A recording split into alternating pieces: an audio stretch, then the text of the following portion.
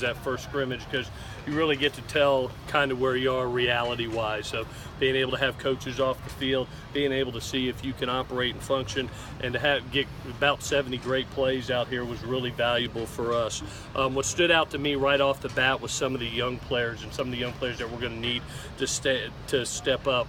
It was great to see Vi today run the ball like he did, to be able to bring a physicality with the run game. Obviously, having to sit out the majority of that freshman year and be able to come in and show what he can do in spring right now is a value to us. So I was proud of him. The two outside receivers, I really wanted to be able to see step up, and that was Joshua Mortabebe and Michael Pittman. I thought both looked comfortable out there in a scrimmage situation and made some good plays for us. On the defensive side of the ball, the guy that stood out was Marlon on the interior. To see him hold the point on that with the first string today, I thought was really impressive. And then Jamel made another nice play. He's put three really good practices together. The thing, as good as that was, there's some things that we've got to stress. Brought conference officials out today to be able to see the reality of lining up on sides, not jumping, not flinching, not holding. And there were some penalties today, and that usually comes with your first scrimmage, and it's a good dose of reality for coaches to be able to teach off of. And then I was impressed with our defense. Again, going into this first scrimmage, I thought the ability to create 3 turnovers on the day, as well as play good red zone defense, they're ahead right now. They're doing a really nice job. Both sides, I thought, were ultra competitive. It was a great day, and the best thing is we came out healthy, which was terrific. So that's always a good thing. With that, I'll take any questions that you have. So you credited an interception on that first play. Was that Buchanan that ended up with the ball? They said it was really close. We didn't have replay, so I trusted Chittum on it. Yeah, it actually was a good play, because it was a tip ball situation that actually bounced off the hands of a wide receiver. Good read by the quarterback. Just one of those tip balls that happen from time to time. But we gave Chinna. We'll see it on tape under further review. We're not quite halfway yet, but do you have a general kind of overview of how the team is doing, a general progress report? Yeah, right now we're just trying to create our identity, and it goes back to what we believe wins championships, and that's running the ball, stopping the run, playing great special teams, and playing clean football, not turning over and not creating penalties. When I look at us stopping the run, I think defensively right now, with the defensive front that's out there, there's a lot of experience, and they're doing a really, really nice job. We need to be more effective running the ball. I thought the second unit did a good job with Vi. But the first string defense, I thought, did a nice job of stopping the run. Obviously, we're making some mistakes penalty-wise and turnover-wise that can cost us, like we saw early in the season last year. So thank goodness that we've got 9 more practices to be able to address it. This is a team that looks like they're just going to hit you on defense. You've got more pops out there. Yeah, you can feel the physicality with this bunch. When you're talking about a Chinna Nwosu, and you're talking about a Cam Smith and Jordan Iosefa, John Houston, a Jamel Cook coming up, a Marvell Tell. I thought Chris Hawkins did a nice job of when Clancy rolled him in the box as an extra defender in cover 3. I thought he did a nice job of run support. So this defense came out here today to stop the run, especially the first string unit, and I thought they did a nice job. They let one spill out. It was a heck of a run by Rojo. Amazing run by him, bouncing the ball outside, using speed. But over the day, I thought they did a nice job stopping the run. What have you thought about the play in Cam Smith? I'm just really impressed by how he's communicating right now. We had lost a great leader in Michael Hutchings. That was kind of the quarterback of the defense. Being, as you see, every time that we get set, that Mike Backer gets us aligned, and any formation change or motion change, he's got to make the correction for us. So that was Cam's challenge coming in, is to take over that quarterback role on defense and really communicate. And for the most part, to be honest with you, he's done a terrific job. We just look so much further ahead than we were at this point last year, second year in the system, with a guy that's played a lot of football. You've talked a lot about wanting to have a balance between running and passing. In the Rose Bowl, it looked like you made a deliberate decision to pass more. Yeah. Was that the just the team you were playing, or was it something different? That's a really good observation there, Scott. You know, two things happened in that game. We were seeing a ton, if you can remember, a ton of one high coverage, whether it was cover 1 or cover 3. You know, really trying to put pressure on our quarterback to make plays and our wideouts to make plays. And then the second thing that happens, it normally happens to you. You know, you're down 42-27. You know, the second half becomes more of a passing games, and that's probably tilted the numbers a little bit. But at the end of the day, if we're trying to get 80 plays total in a game, if we could have 40 run, 40 pass, that's a heck of a day.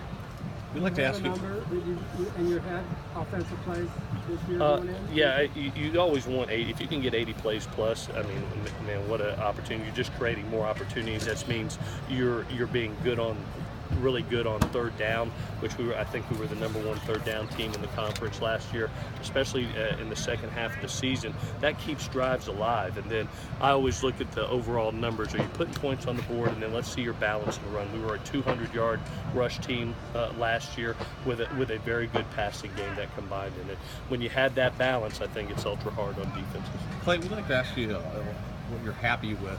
Has there been anything that you guys have looked at film-wise that you've seen during the first practices that stood out to you that you're not happy with? Like I said today, just I knew it's going to be one of those, you know, where you walk off the field going, gosh dang, you know, we had penalties, we had turnovers, but that was the nature of being able to get everybody off the field, put the refs out there, just see where we are with a bunch of young players. And there were some penalties today that we need to be able to overcome. Obviously, I'm never happy with turnovers, and to have 3 on the day, you're happy with one side and you're sad and mad on the other. But overall is just getting back to playing what happened in the second half of last season. Great, clean football. We learned how to win, and we're going to have to reteach some young kids that are going to have to fill some positions how to do that. Are we seeing Darnold and the receivers kind of working the kinks out? Is that kind of what, you know, with some of these interceptions, that? Yeah, you know, I went back yesterday. In fact, Sam did not have an interception yesterday. I went back to yesterday's practice, didn't have one. The day prior, he had 2. And in this one, just unfortunate today. Tip ball, it's going to happen. It bounces right off the hand of a wideout. It's going to happen to you. But, you know, I think for Sam, I love his composure, because one of the things that he's doing so much better, and he did in the latter half of the season, he's defeating the defense rather than gluing in on one guy. If you even saw today when I was impressed with him, did you see how many different targets he threw to today? Not everyone hit, but it was neat to see him locate the one-on-one situation and get there. Now, there's got to be a built of trust between him and the wide receiver that's going there. They've got to come accustomed together. I've seen tremendous progress with him and Vellis. I saw it today a little bit with Josh and Michael Pittman being out there. So you got to remember, Juju Smith was a 3-year starter. Darius Rogers was a 3-year starter. You know, Isaac and Daquan were very valuable to us in those outside receiver roles. So, you know, he's got a nice comfort zone with Daniel and Deontay. We've got to build those other guys that confidence. And, you know, you look at the ability to have 9 more practices and then another 29 in the fall, plus the summer workouts, they'll get there. Is Michael becoming that possessing physical guy that can step in for where Darius and Juju was? Yeah, I'm hoping so. He showed it today. It was neat to see, because usually you get in these type of situations and you see, you know, who tightens up a little bit, and I didn't see that today from Michael or Josh today. And Bellis keeps on making plays for us. You know, he really does. So it's good to see those 3 kids step up. You have 2 more live scrimmages. How do you like to space those out?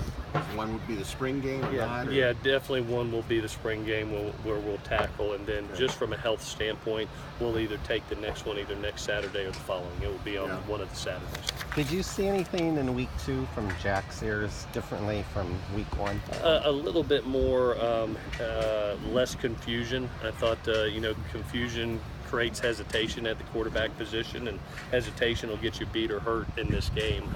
So I felt like the ball came out a little bit better. I think there's still a lot of progress. He's nowhere near a finished product. There's a lot of work to do there. But, you know, just to be able to go in there and function in a college system, in a pro-style system, and go in there and actually take a step and have it somewhat get to the right guy is pretty darn good. players like having a bigger crowd out today? Oh, no question. I mean, it was so cool, and I think we had I think it was 50 or 60 former players out here today, which was so awesome. You know, we're welcoming back all our older brothers to be able to come back into the family and be around our young kids, and then you've got not only our families out here, but open up to the public, to our fans, and then you know it just provides.